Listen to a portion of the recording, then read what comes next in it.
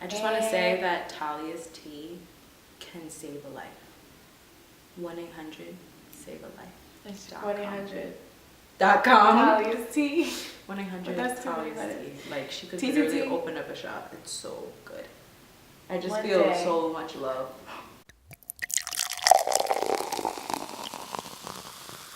Hi, beautifuls. How you doing? How are you doing? Wow. As you can see, fall is here. We're cold, so tea in hand. And it's tea tales. What would tea tales be without some tea? How you doing? So again, we have quite a bit to talk to you guys about today. We're gonna jump right on into it. We'll have that little screen, you know, with this little the timestamp, so you can see. Yeah, so you can see what you care to look at.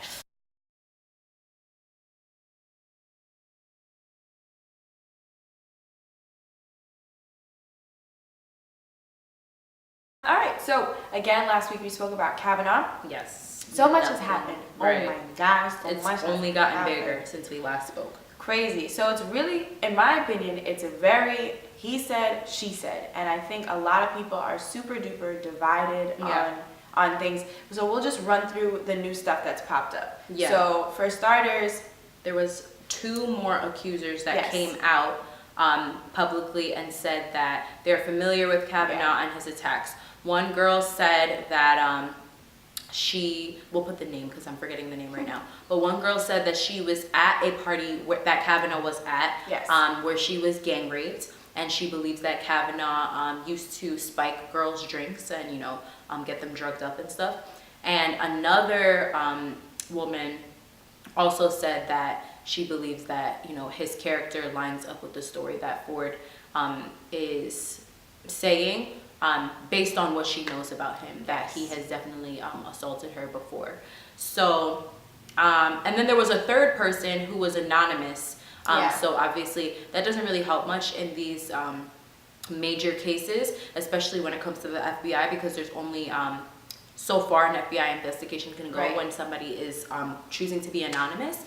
But that's 3 new people so far that are accusing him.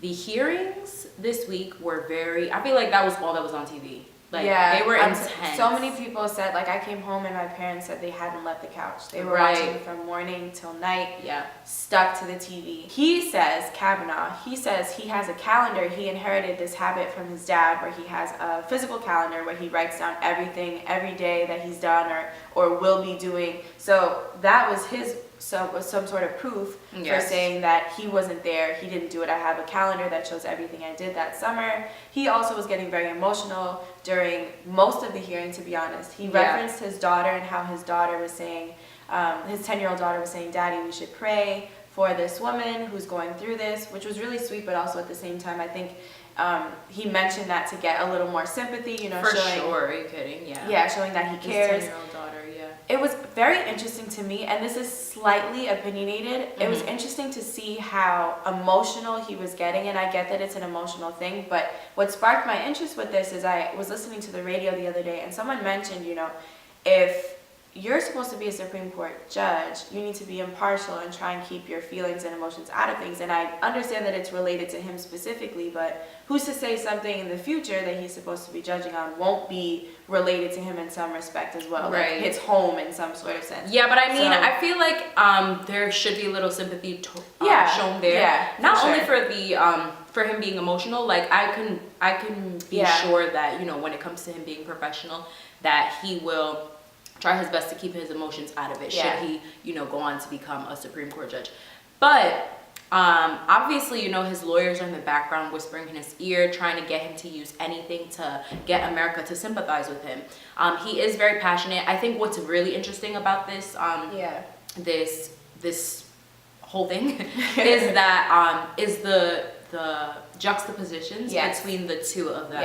How Ford is totally calm, and she's like, listen, I know 100% without a doubt. She shows off her her cognitive knowledge, how she's really into like how the brain works and how she's able to remember things, how she's able to recall things when she answers things. She's very calm, and she's like, listen, like, I'm just here saying that this is my because it's my civil duty. I'm risking my safety here because I believe that this is just something that you guys need to take into consideration if you want this guy to be on the Supreme Court. It is not my call to make. It's not my decision to make. Right. But if you want this man to be representing the United States of America, I just think that there's a few things that you should know about him. Should be taken care of. Whereas Kavanaugh, like you said, is like an emotional wreck. You told me that he had to apologize to one of the senators. He apologized after one question where a senator asked him if he has ever drank beers to a point of not being able to remember. And he didn't answer the question. He, of course not. Paraphrasing, of course, he said, there's something, well, have you? I want to know if you have. And she said, well, that's not the question. I'm asking you have. It's basically a yes or no.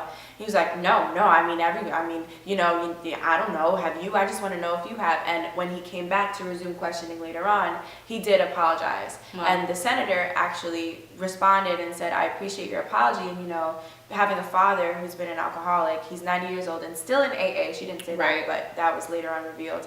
I'm very careful about how much I intake, which was kind of, very interesting to see. Mm-hmm. And there were some questions where he outright just said no, he's not going to answer. If he was asked, if you want to go further and say he's no. Yeah, and even a senator from Illinois, Democratic senator from Illinois, Senator Dick, I believe is the name, when he questioned Kavanaugh, he was like, listen, if you're so sure, why don't you just stop the hearing yourself, put the hearing on pause, and ask the FBI to investigate this yourself? And he avoided that question.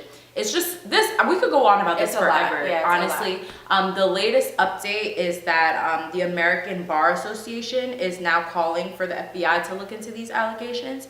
And basically, the vote has to wait until those investigations are done. Yeah. My personal thing, like you were saying, like I'm going to be a little bit personal here.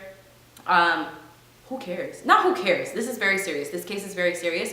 But at the end of the day, I just don't feel like a case needs to be continued or hearings or anything else when there's all of this discrepancy around this man's character. There were other nominations. There are other people that are qualified for this court. So if you were applying for any type of job, anyone would tell you, like, listen, according to your past, according to these records, according to all this controversy around you, we can't have you at this time. There are other candidates who don't have as much controversy.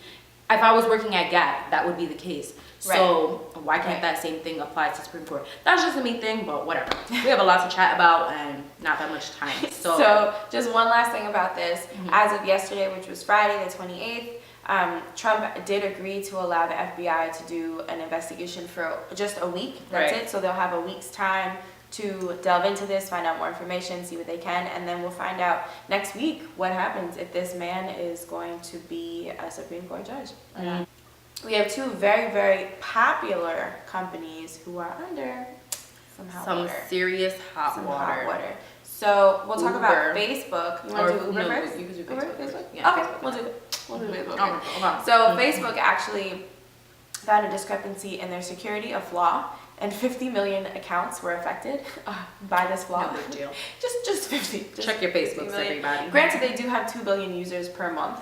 So in the grand scheme of things, it kind of is small to them. But I mean, if you're an account that was affected, it's big to you. So the flaw was fixed. It was discovered on Tuesday. The flaw was fixed later on this week. And what they did is they also but they also did the same precautionary measure for 40 other million accounts. Right. To make sure. So 90 million accounts in total were taken care of, basically, which I thought was kind of crazy. And Facebook, oh my gosh, their stock went down 3% yesterday, which was Friday, which is crazy. Mm-hmm. And they've been undergoing a lot of these problems, which is crazy to me. Like security issues, it's been happening for a few years. I think people are kind of getting tired of Facebook in that respect, but we'll see what happens.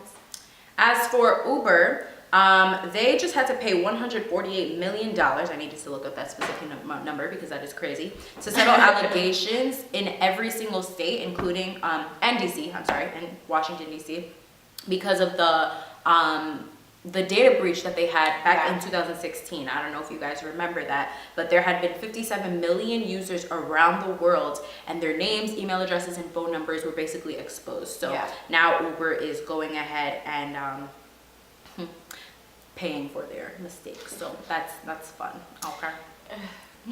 I can't even. Just like get it together. Yeah. Just get it together, companies, please. Just it's your life. The UNGA. I thought this was hilarious. Yeah. Okay. Hilarious. And who wouldn't? Really? To be okay. So the UNGA had the UNGA had a meeting where this is very funny to you. Wow. Where Donald Trump was giving a speech, and in the speech, towards the beginning, he basically was said, and I'm going to somewhat paraphrase here, he said that so far this is the most that any president has done in his first 2 years than almost any other president ever in the history of the United States. And the members, the General Assembly of the UNGA started laughing, like chuckling, like, you know. And Trump, he said, "Wow, I didn't expect that reaction." Literally said, "Wow, I was not expecting that reaction." And then, the speech goes on, whatever, whatnot. The following day, the speech was just he says, they weren't laughing at me; they were laughing with me. It was all fun. We were having good fun. And it was a good environment. That's okay. How do you say, "Wow, I wasn't expecting that reaction," and you weren't laughing? You were not laughing when they were laughing. That's not pride. That's not pride. If I was in his shoes, I would do the same thing. I would have been like, "Who was laughing?" We was all joking together. I was laughing as well. Oh, that could be me, man. I'd be laughing along with the UNG, like, that's embarrassing. It is. I mean, what are you gonna do, right? It happened. It's true. Especially, you didn't even have to address it. The thing to me is, you didn't have to address it. You made it a bigger deal than it needed to be. They laughed. You said haha with them, and then move forward. That's it. But again, like Tandrina said, the media, it's a pride thing. Yeah, it is a pride thing. He wanted to make sure that people were not seeing him as being a laughingstock. Exactly. Hey. All right, next topic we have is Elon Musk. This is a follow-up story on what we talked to you guys about last week. For those of you who didn't tune in with us last week, which first of all, I'm gonna need you to pause this video and go check that one out, please. Thank you. But just follow up, just a summary, Elon Musk was basically being side-eye and looking to be sued because of random tweets that he had made to take his company, Tesla, private. So a bunch of investigators started freaking out over this, and now it is official. He is going to be sued for fraud, because it turns out that he was kind of tweeting this information, calmly just mentioning that he has funding secured to take the company private at $420 per share. Just wanted to make sure that number was correct. $420 per share. This wasn't true. He actually was just discussing it with investors, and it was only $419 per share. But he was basically like, "Oh, I just rounded up for business purposes, right? Blah blah, whatever." And now the investors are like, "Now you had us doing mad work to prepare. Like, we know, like this is not right. You were misleading us, so it's just not right." So yeah, he's being sued. So sorry about that, Elon Musk. And now people are asking for him to step down as the leader of that company. Is kind of crazy. That's crazy. Yeah. All these CEOs out here just get please. Yeah. And why would you tweet something like, I just don't. Just take Twitter away from these people. Just you don't have time for Twitter. Sort of okay. Filter something before these tweets go out. Like, hey, I don't understand, but I'm just happy I didn't invest in Tesla because those stocks are dropping. But what she said. Different tax bracket we're on. But it would have been nice. Yeah, we were okay. It would have been nice. You never know. So, did any of you guys get sick last winter? I got the sniffles. It wasn't anything crazy, but there was serious talk. I remember almost every day at work, I'd be talking about this with my boss. Yeah. Because she has health issues and she was so scared of getting the flu. Right. Come to find out, and they were saying this during it was like a flu epidemic. Yeah, it was a problem. Winter, and people of all ages were dying. Yeah. The numbers have just been released, and over 80,000 United States people have died. Not gotten sick, died from the flu last winter. Isn't that insane? It's really scary. I know a few people who got the flu. Thank God that they are still alive. Right. But it's crazy. Like, I feel like the flu is so sporadic most winters. Right. Like, not a lot of people get it. But like we said, everybody had the flu last year. Old, everybody middle was running age, from it. It wasn't even normally. You're scared for older people and little kids, but it was everyone. People of all ages were affected, and I know people who were working at the local hospital who literally would not even touch a thing when they came home. They would literally just strip their throats because everybody had the flu at the hospital. It's crazy and just scary. So we wanted to share that with you guys. We also have a bunch of issues that are happening internationally. Internationally, excuse me. Indonesia, very unfortunately, went through an earthquake and a tsunami just recently, I think it was either yesterday or the day before. Yes. And so far the death toll is 384 people, and that's unfortunately more than likely going to rise. So we send out our prayers and well wishes to Indonesia and the people of the country. Yeah, for sure. So many natural disasters happening across the world. So yeah, our hearts are with you guys. China and Trump.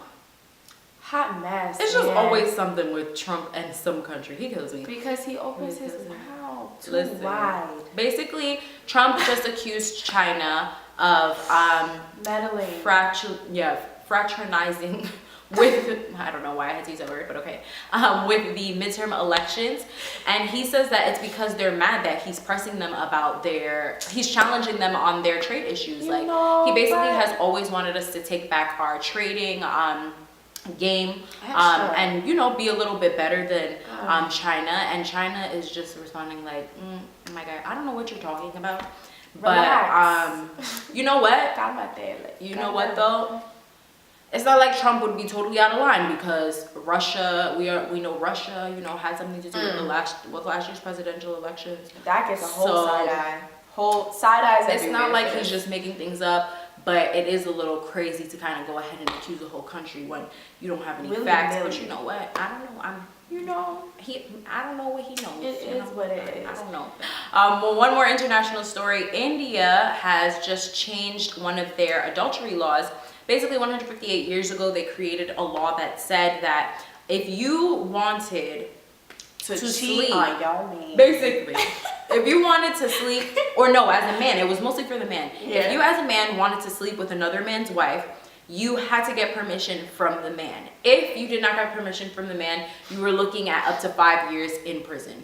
Just casually, like, yo, my guy, is it all right if I cheat? Yo, can I get down? But obviously that just shows that marriage laws are not the same over there as it is here. Super dated.